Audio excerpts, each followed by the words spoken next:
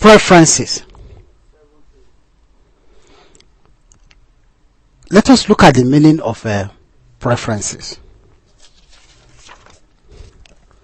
Preference means you pay a lower rate of import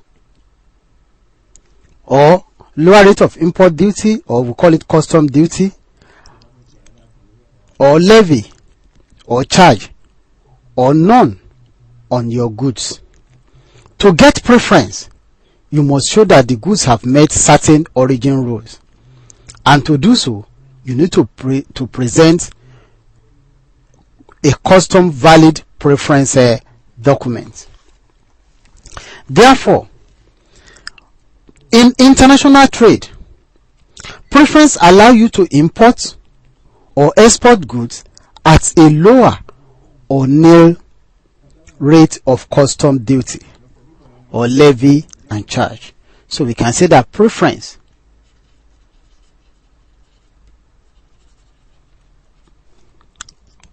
allows import or export at a lower or nil rate of custom duty and the other charges. The rate of duty payable depends on 1. Type of goods, 2. Whether import or export, 3. Where the goods are deemed to have come from, that is the originating country, and 4. Their destination. In case of Nigeria, it is the preference agreement that is applicable across ECOWAS countries that Nigeria is using. In terms of countries concerned, because Nigeria belongs to ECOWAS, which is an economic bloc, that means the country concerned will be those countries that are in ECOWAS. We will have the same preference agreement. But there are other preference agreements that Nigeria entered into, being a developing country under the World Trade Organization. That means the country concerned can be ECOWAS countries and non-ECOWAS country. So the ECOWAS countries include Republic of Benin, Burkina Faso, Cape Verde, Côte d'Ivoire, Gambia, Ghana, Guinea, Guinea-Bissau, Mali, Niger, Senegal, Sierra Leone, Togolese Republic, and Nigeria. So that means when we are looking at the countries concerned, it may be ECOWAS countries,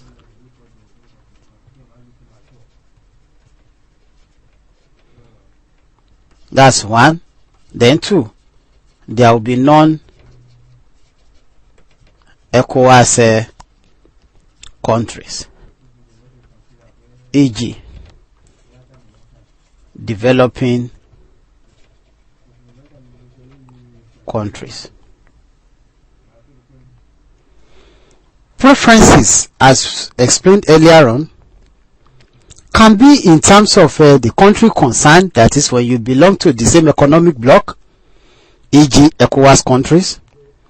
It can be in terms of the origin, the rules of origin, that is where the goods is coming from. Preference can be in terms of free circulation, warehousing, documentation, re-exporting, and transportation rules. So we are going to look at all these things one by one.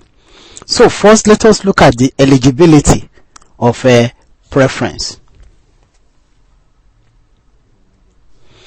ECOWAS member states have multiple free trade agreements, which is called FTA, or Economic Partnership Agreement, EPA, which is in place with West African countries, that is among themselves as an economic bloc.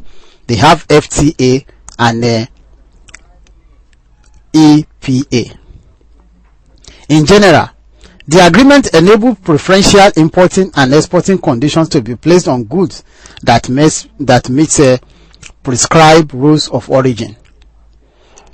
The FTA and EPA are constantly evolving, with countries graduating from one scheme to another. Now, the following agreements relate only to goods imported into ECOWAS country.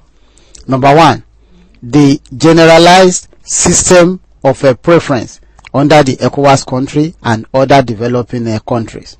2, generalized system preference plus extend to lower tariffs.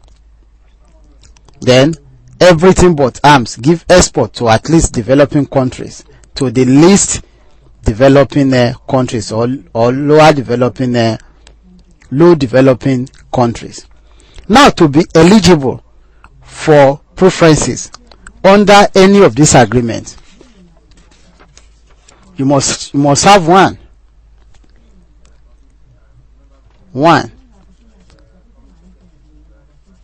the goods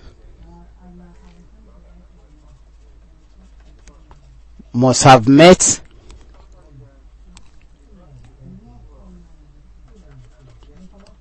the prescribed rules of origin. 2, you must provide valid preference documents.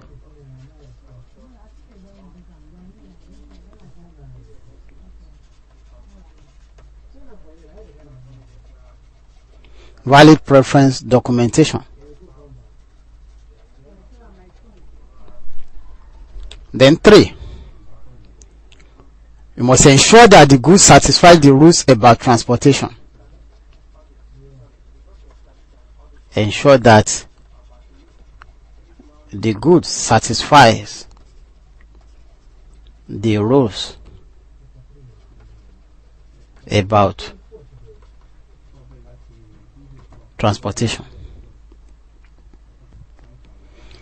The first thing here is the certificate of origin. Now let us look at the concept of origin. Origin is the economic nationality of goods in international trade. There are 2 kinds of origin. 1, non-preferential origin, and 2, preferential origin. The non-preferential origin confers an economic nationality on goods, and it is used for determining the origin of the product, subject to all kinds of commercial policy measures, e.g., that is type of commercial policy measures that is subject to includes anti-dumping measures, quantity restriction measures, tariff quotas, etc. It is also used for statistical purposes, and other provisions such as those related to public tenders or origin marking are also linked to non-preferential origin of the product. Then the second one is a preferential origin, which confers certain benefits on goods traded between particular countries,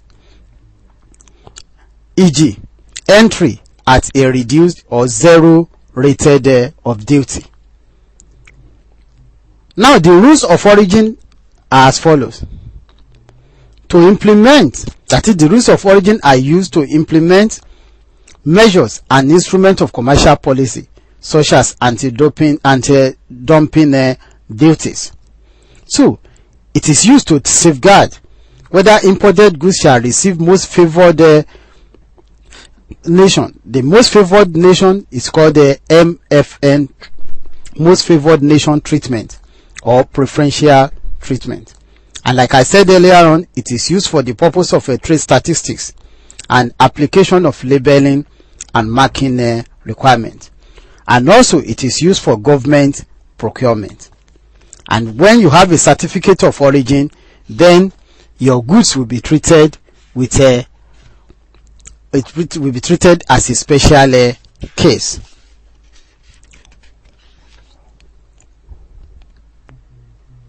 Free circulation.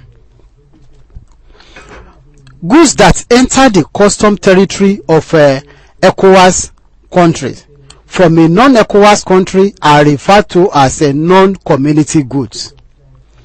Before these goods can be marketed within ECOWAS community, they should first be released into free circulation, because goods produced by ECOWAS countries or ECOWAS members are given free circulation preference.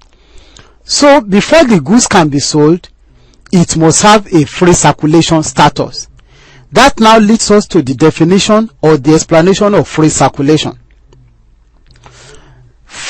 A goods will be given a free circulation preference if it is from an ECOWAS country, or if the goods has been given a free circulation status by a member of the ECOWAS. Before these goods can be marketed within ECOWAS, they should first be released into free circulation, and that means there should be a declaration. A declaration should be filed for the goods. 2. Certain formalities should be fulfilled when the declaration is made, such as submitting invoice and keeping the goods available for inspection by customs. 3. Import duties or export duties owed should have been paid. Then 4. The declaration process should involve a check as to whether the goods comply with the regulation in the area of safety, health, the economy, and the environment.